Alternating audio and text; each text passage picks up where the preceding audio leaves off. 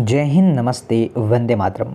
साथियों, आप सभी के लिए पुनः एक बार NEET PNST special class start हो चुकी है।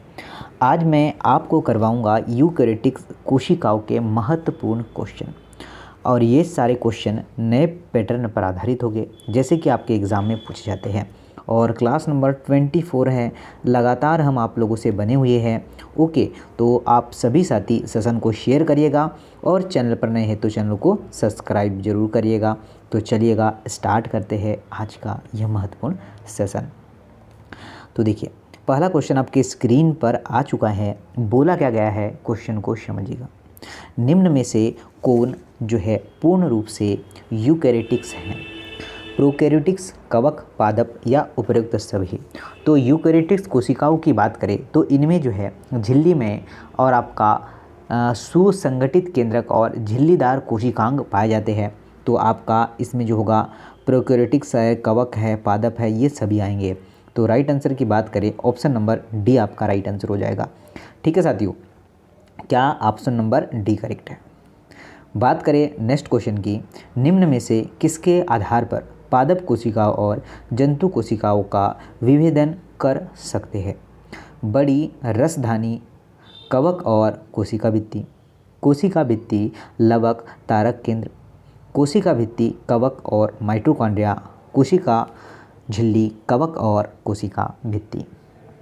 तो देखिए, ये सभी जो यूकैरियोटिक्स होते हैं, सभी जो यूकैरियोटिक्स होते हैं, ठीक है, इनकी कोशिका जो है पहचान की जा सकती है। और पादप और जंतुओं की कोशिका एक दूसरे से क्या होती है, भिन्न होती है।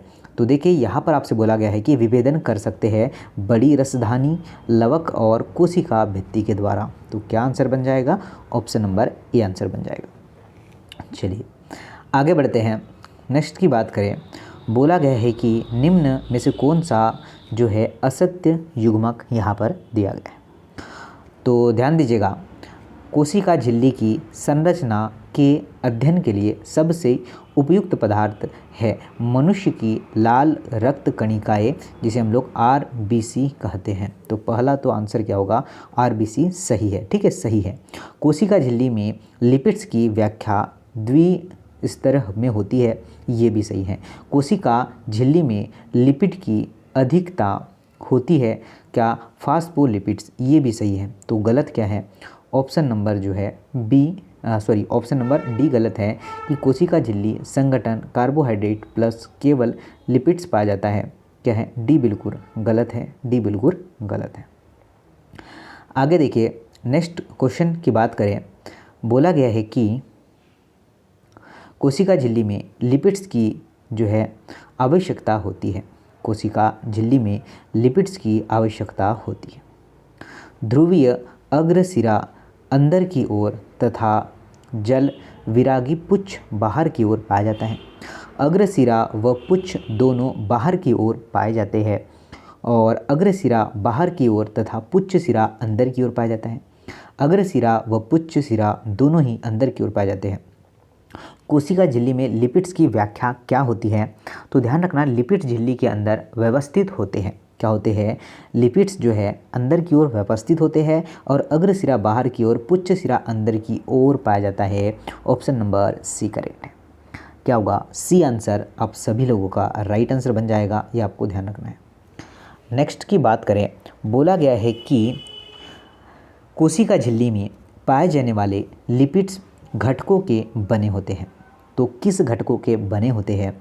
फास्फोग्लिसराइड्स, मतलब ऑप्शन नंबर जो डी है बिल्कुल करेक्ट, ऑप्शन नंबर बी आपका बिल्कुल करेक्ट आंसर होगा। फास्फोग्लिसराइड is the right answer.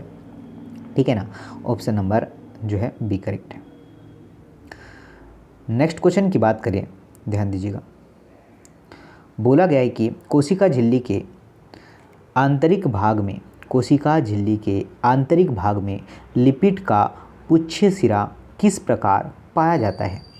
Okay, तो देखिए, पुच्छ सिरा अध्रुवीय हाइड्रोकार्बन का बना होता है, जो इसे जलीय वातावरण से सुरक्षित रखती है। पुच्छ सिरा ध्रुव और कार्बोहाइड्रेट का बना होता है जो इसे जलीय वातावरण से सुरक्षित रखती है। लिपिड्स का पुच्छ सिरा अध्रुवीय जल विरागी हाइड्रोकार्बन का बना होता है। लिपिड्स का पुच्छ सिरा जल स्नेही होता है और इस कारण से ही ये झिल्ली के अंदर जलीय वातावरण में पाया जाता है। तो साथियों नोट करना है, राइट आंसर आप सभी लोग जो भी लगा पा रहे हैं क्या साथियों, ऑप्शन नंबर सी लिपिड्स का पुच्छ सिरा ध्रुवीय जल विरागी हाइड्रोकार्बन का बना होता है। ऑप्शन नंबर सी इसका करेक्ट आंसर होगा। ठीक है साथियों, क्या होगा, option number C is a right answer. सभी को नोट डाउन करना है। आगे बढ़ते हैं। निम्न में से क्या बोला है, निम्न में से प्लाज्मा झिल्ली के विषय में असत्य कथन कौन सा है। प्लाज्मा झिल्ली के विषय में असत्य कथन कौन सा है। देखिए, विभिन्न प्रकार की कोशिकाओं में प्रोटीन व लिपिड्स का अनुपात बहुत अधिक भिन्न पाया जाता है। मनुष्य की आरबीसी की झिल्ली में 52 प्रोटीन और 40% लिपिड्स होता है। क्या ये आपका सही है? तो देखिए साथियों, राइट आंसर की बात करें, आपका करेक्ट आंसर होगा ऑप्शन नंबर सी कि आंतरिक प्रोटीन कला के आंतरिक सतह की ओर या आंतरिक सतह पर ही उपस्थिति होती है। ऑप्शन नंबर सी है। ओके, निष्कासन के आधार पर झिल्ली सतह पर पाए जाने वाली प्रोटीन को अंगभूत व परिधीय प्रोटीन दो भागों में विभक्त होता है। तो क्या आंसर बन जाएगा, ऑप्शन नंबर सी बन जाएगा। Okay, C is the right answer.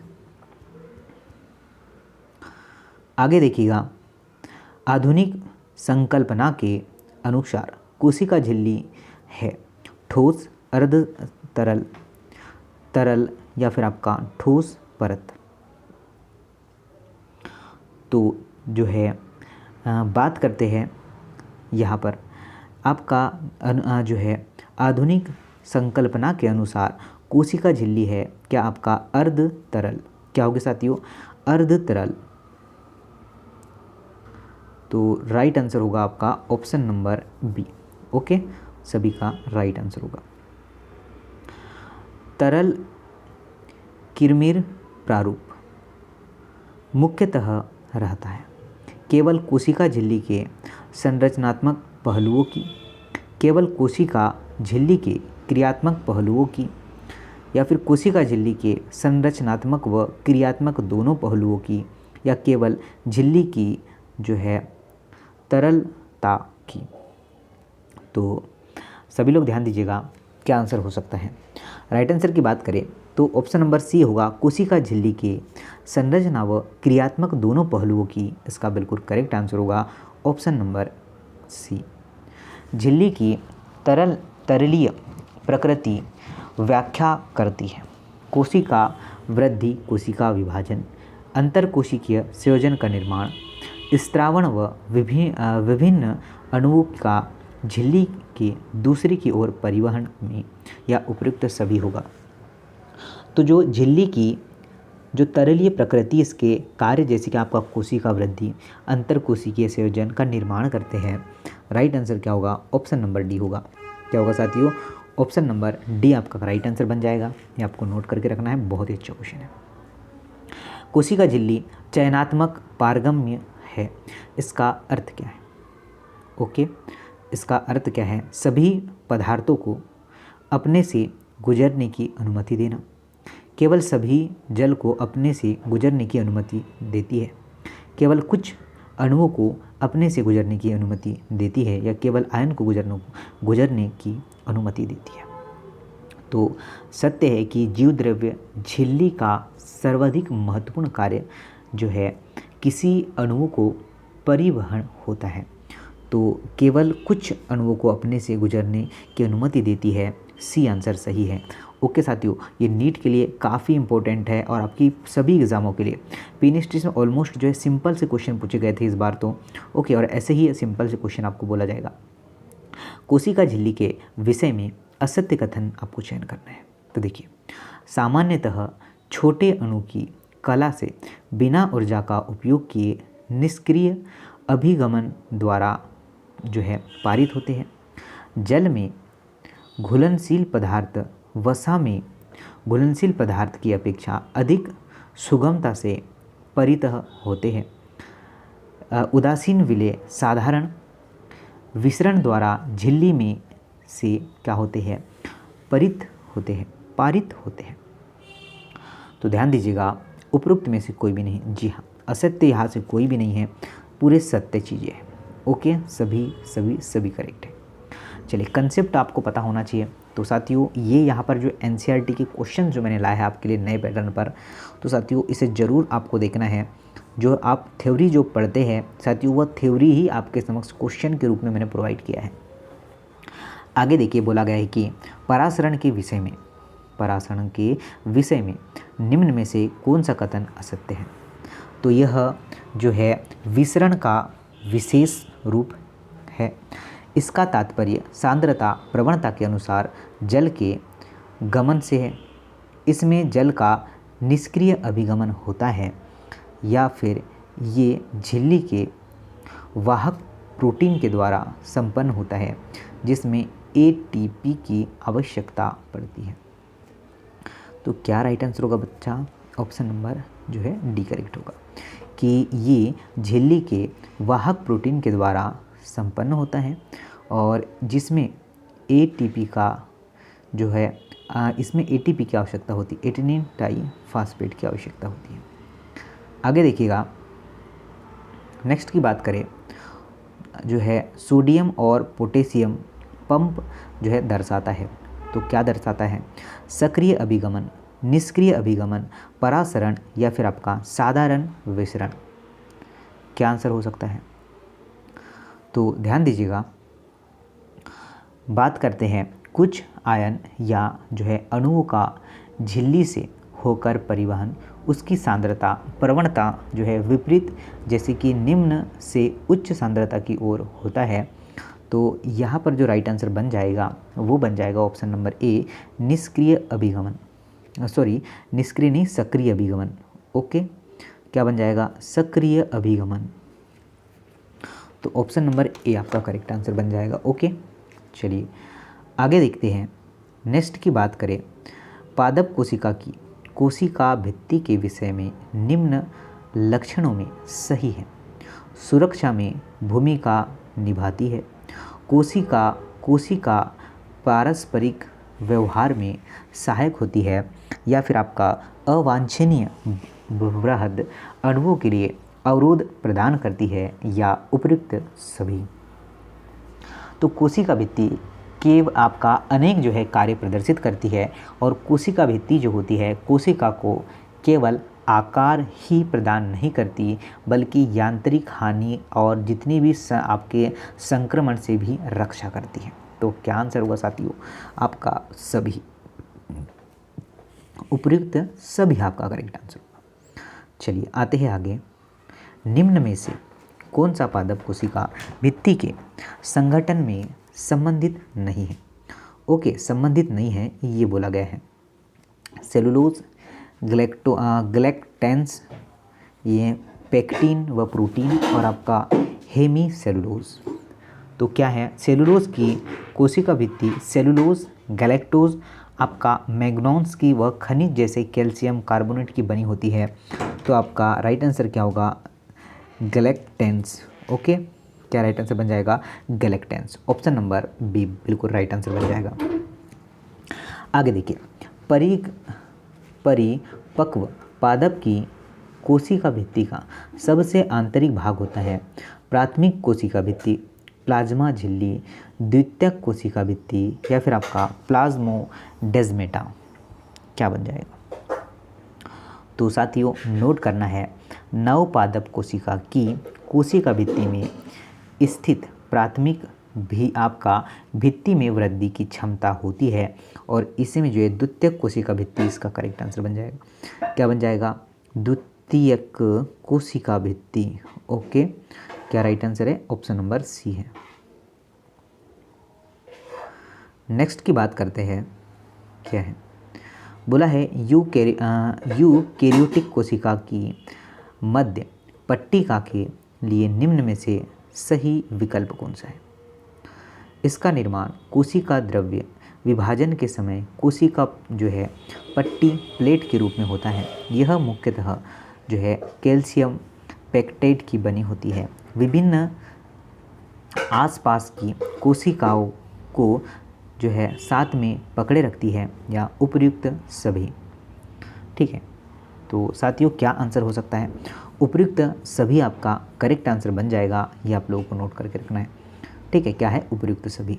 कोशिका भित्ति और मध्य पट्टिका निम्न में से किसके द्वारा तिरछे काटे जाते हैं? जीव द्रव्य तंतु, प्राथमिक भित्ति, कोशिका द्रव्य और आपका वलकुट। क्या होगा? तो कोशिका भित्तियों मध्य पट्टिका में जीव द्रव्य तंतु जो है जो आपके आड़े तिरछे रूप में स्थित होते हैं। तो साथियों राइट आंसर क्या बन जाएगा?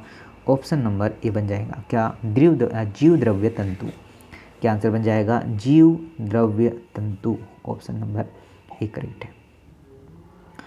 आगे देखिए, अंत प्रद्रव्य जालिका, गाल्जी उपकरण, लाइसोसोम और रसधानी सभी अंतर्झिल्ली का तंत्र के अंग या भाग हैं। क्यों?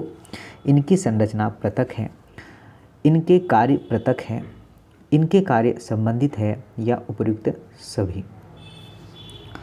तो साथियों झिल्लीदार जो आपके अंगक कार्य व संरचना के आधार पर काफ़ी अलग होते हैं और इनमें बहुत से ऐसे जो है होते हैं, ये इनके कार्य एक दूसरे से जुड़े भी होते हैं। तो इनके कार्य जो है संबंधित होते हैं, ये हमें ध्यान रखना है। ऑप्शन नंबर सी इसका करेक्ट आंसर है। चलिए, और पीडीएफ के लिए टेलीग्राम ग्रुप समाधानी स्टडी को ज्वाइन कीजिएगा, वहाँ पर सारा पीडीएफ आपको मिल जाएगा। निम्नलिखित युग्मकों में से सही मिलान और चयन करना है। कौन सा सत्य है? चिकनी अंतःप्रद्रव्य जालिका लिपिड संश्लेषण करती है क्या? सही विकल्प चयन करना है। जी हाँ साथियों, पहला ही सही है कि चिकनी अंतःप्रद्रव्य जालिका जो होती है वो लिपिड संश्लेषण की मुख्य स्थल होती है। ठीक है, लिपिड संश्लेषण का मुख्य स्थल होती है, आपको यह ध्यान रखना है। ऑप्शन नंबर ए करेक्ट है। आगे है, केंद्रीय आवरण एक व्युत्पन्न है।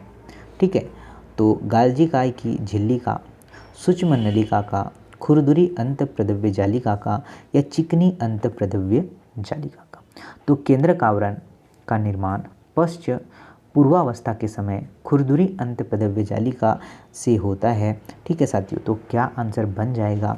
ऑप्शन नंबर सी बन जाएगा। क्या? खुरदुरी अंतःप्रद्रव्य जालिका। क्या राइट आंसर है? Option number C is the right answer. क्या होगा? सी आंसर बिल्कुल करेक्ट है। चलिए आगे चलते हैं, नेक्स्ट क्वेश्चन को देखते हैं क्या होने वाला है। नेक्स्ट क्वेश्चन काफ़ी क्वेश्चन बहुत ही शानदार है और आप सभी लोग इसे बना पाएंगे। ओके, चिकनी अंतःप्रद्रव्य जालिका, ठीक है, इसके संश्लेषण के लिए एक मुख्य निर्माण स्थल की तरह कार्य करती है। लिपिड्स और स्टेरॉइड, प्रोटीन या फिर आपका राइबोसोम या फिर डीएनए। तो चिकनी अंतःप्रद्रव्य जालिका जो है आपका, इसके ऊपर राइबोसोम नहीं पाया जाता है और यह लिपिड्स और जो है स्टेरॉइड, ठीक है, लिपिड्स और स्टेरॉइड का क्या संश्लेषण करती है, ये भी हमें ध्यान रखना है। अच्छा क्वेश्चन है, शानदार सा क्वेश्चन है, बेहतरीन सा क्वेश्चन है आपके समक्ष।